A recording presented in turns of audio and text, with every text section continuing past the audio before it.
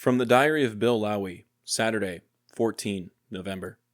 Today, during the conduct of a normal resupply mission, we were called to fly medic evac. We were given a set of coordinates and told to drop what we were doing and proceed at once. When we arrived at the battle area, we were joined by 2 other ships from the company. We carried 15 wounded ARVN who had been caught in an ambush. They had 16 others killed. Some of the ones that we picked up were beyond help. One of them only had battered pulp for legs. Another had half his face blown away by a grenade. This entry provides a harrowing look at the immediate aftermath of an ambush, highlighting the brutal reality of war that Popi encountered during a medical evacuation mission. During World War II, medical evacuation by air first emerged as a concept, though the practice remained limited. Fixed-wing aircraft were occasionally used to transport wounded soldiers, but evacuations were hampered by challenging terrain and logistical barriers. Ground transport, typically trucks and trains, continued to be the primary method for moving casualties. The Korean War marked a major shift with the introduction of helicopters like the Bell H-13 Sioux, which became iconic for its distinctive bubble canopy. The H-13 could airlift wounded soldiers to MASH, Mobile Army Surgical Hospital, units, offering quicker access to care and increasing survival rates. This war established helicopters as essential for casualty evacuation, even though early helicopters were still restricted to short-range missions. By the Vietnam War, helicopter technology had advanced, and the Huey revolutionized Medevac operations. Unlike earlier helicopters, it could carry multiple stretchers, medical personnel, and basic medical supplies, allowing medics to provide immediate care in flight. With over 7,000 Hueys deployed, they became lifelines for thousands, drastically improving survival rates by reaching the wounded within minutes. Medevac crews learned techniques like hot landings, where they rapidly descended, kept the engines running, and lifted off as soon as the wounded were loaded to minimize time on the ground. Missions involved not only the dangers of combat, but also the psychological toll of tending to catastrophic injuries as medics raced against time, knowing that every second mattered. The rescue teams relied on the golden hour, which is considered the first 60 minutes after injury and is a standard in emergency medical care. It is a crucial period where medical intervention can make the difference between life and death. Medevac helicopters like the Huey were vital in achieving the standard, boosting survival rates compared to previous conflicts. Since the Vietnam War, Medevac has continued to evolve, benefiting from technological advancements and the experiences of previous conflicts.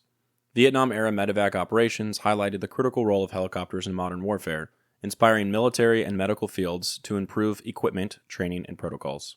In the years following Vietnam, helicopters, such as the Black Hawk UH-60, replaced the Huey as a primary Medevac vehicle.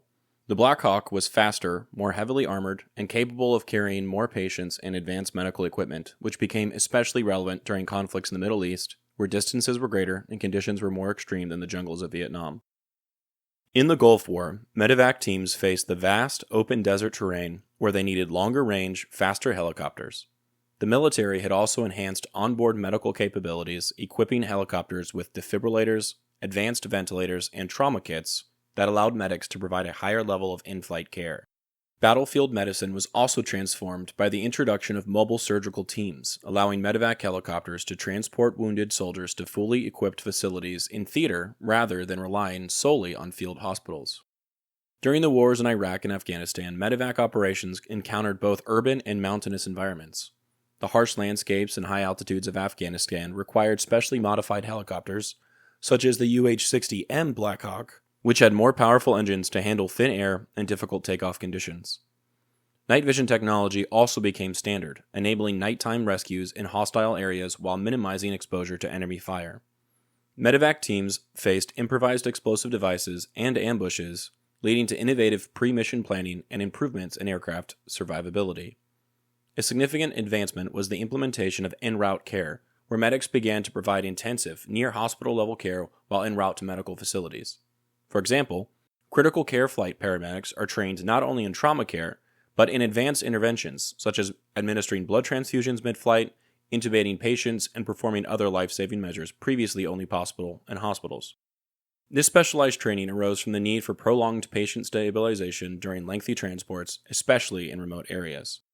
Today's Medevac operations are highly coordinated, integrating satellite navigation, real-time communication, and tracking technologies that allow seamless coordination among medics, pilots, and receiving hospitals.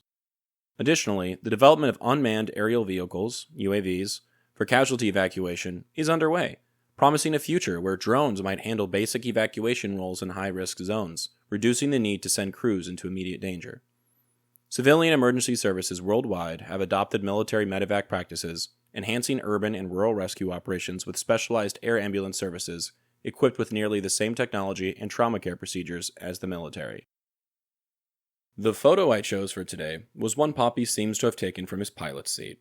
It shows a man laying on the floor of the helicopter. He's bandaged up and wincing in pain. He appears to be an ARVN soldier. Clearly, they're in the process of a medical evacuation.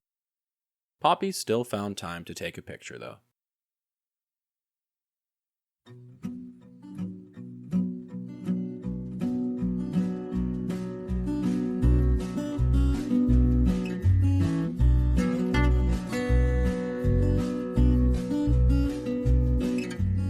I'm Alex Lowy, and I hope you have enjoyed listening to this episode of Dearest Suzie, and receiving messages from the past that my Popi wrote exactly 60 years ago.